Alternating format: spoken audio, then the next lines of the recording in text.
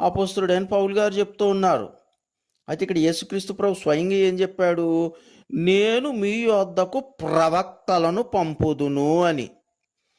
ఓకేనండి. కాబట్టి ఈ చిట్ట చివరి కాలంలో ఈ కాలానికి ఒక ప్రవక్తను పంపించి ఉన్నాడు. ఆయన పేరే ప్రవక్త బ్రన్హాం. నేను నమ్మను అని మీరు చెప్తారు.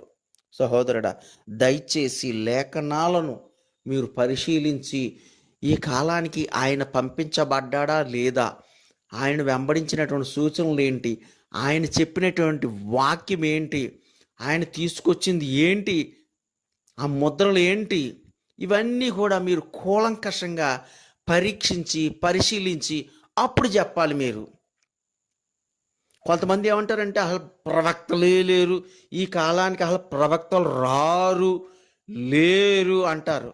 కానీ యేసుక్రీస్తు ప్రభు స్వయంగా ఏం చెప్తున్నాడు? నేను